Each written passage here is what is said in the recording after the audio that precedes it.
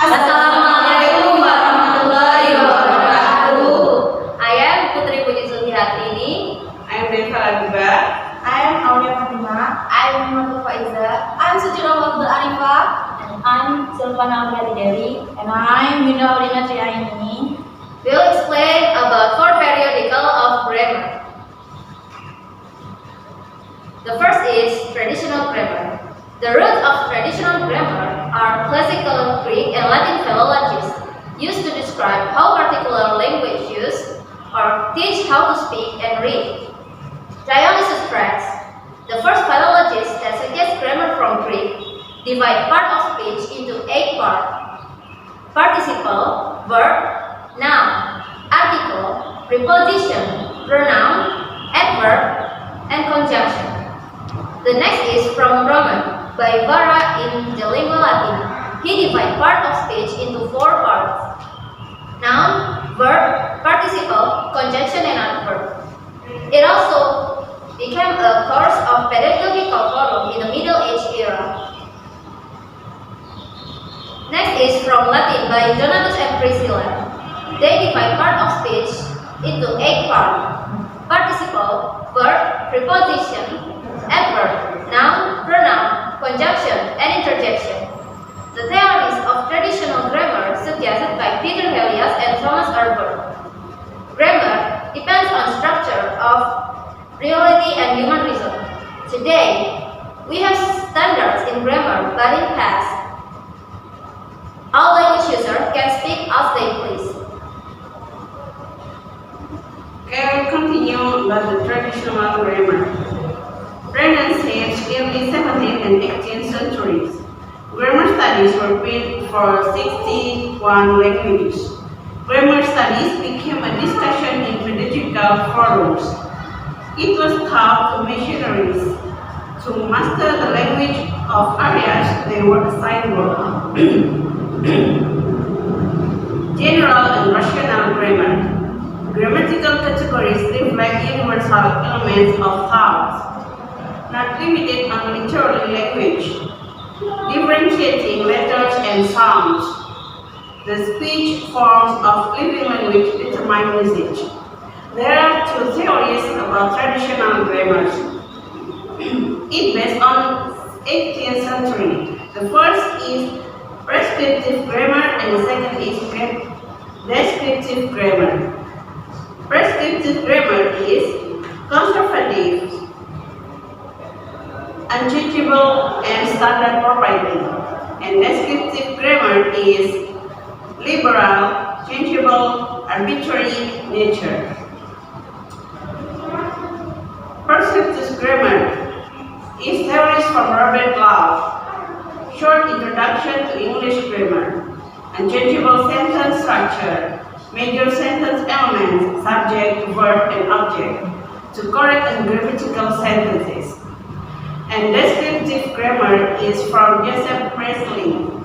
The theory of universal grammar, arbitrary sentence structure, traditional parsing, and to produce creative grammatical sentence. That's all from the traditional grammar. Historical is something that provides evidence to the fact of history or is based on people and events of the past.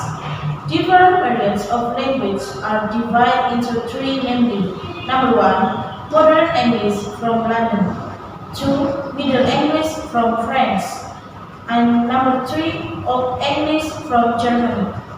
Okay, continue. I will explain about the historical grammar. The 5 parts of speech in the historical grammar are nouns, adjective, pronoun, verb, and particles. The kind of pronoun are I, you, me, he, she, you, us, him, her, my, your, our, his, the, her, and it is. And the other prominent adverbs they are there, then, when, and where. The part of particle are adverb, preposition, conjunction, and interjection. The conclusion in grammar does not represent a set of stuff, dogmatic prepositions to which some things are correct and others absolutely wrong. but it is something living and living. Something for the past and prepared for the future. And then guys, about structural grammar. In the structural grammar, traditional grammar and historical grammar is contributed in the structural grammar. The first is traditional grammar have two kinds. Prescriptive is standardized by the authors, or the grammatical from the result of the environmental work of the authors. And then descriptive grammar, this is from the arbitraries or truths in the language setting of environmental. So the traditional grammar is a linguistic phenomenon.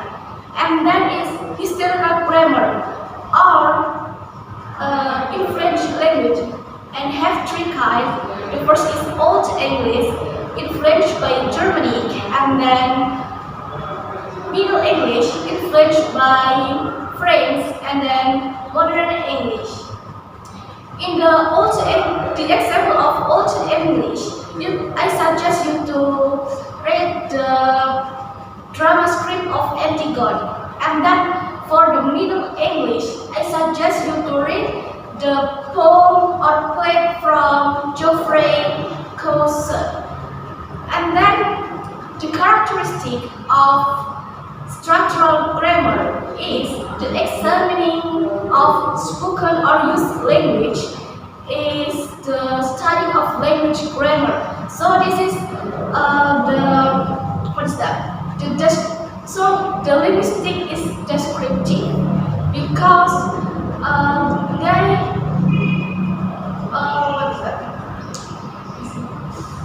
using or trust in the language setting of natural, and then not prescriptive because prescriptive is standardized by the Greek authors. And then according to Ferdinand de Saussure, language is synchronic and diachronic. The first is synchronic. In the synchronic is a language from at particular time or based on the condition or conditional language. And then diachronic is the language from time or continue to use but from time to time. And then in the Saussure's nature of language have two kinds. The first is literal or the various speech of individuals. And then lay language, this is the object of linguistic studies. And I prepared the example of synchronic words.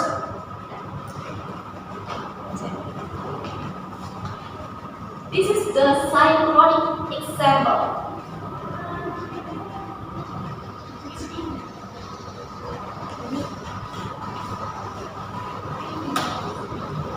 Okay, I will continue. I will explain about three theories of structural grammar. Based on Franz Boas and Edward Sapir theories, they use a different approach in research. Franz Boas used an inductive approach and Edward Sapir used an deductive approach. However, the readings appear to have similarities in the successive levels of structure analysis, that is, the sounds, the word structure, and the sentence structure.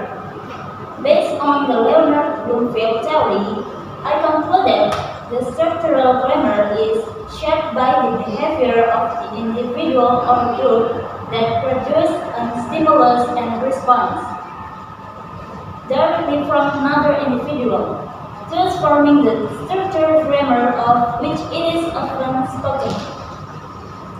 And in the theory of Charles Carpenter Price, it speaks of the actual grammar used a new grammar. In his theory, Charles had revealed the basic conclusion he had discovered from his research, that is, number one, the usage people were encouraged, but it is the one they actually used.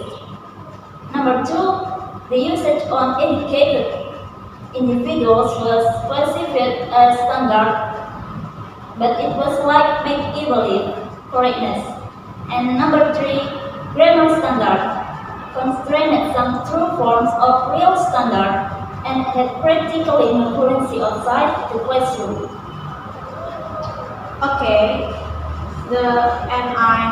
transformational grammar. The transformational grammar, the proper object of linguistic study in the spoken language.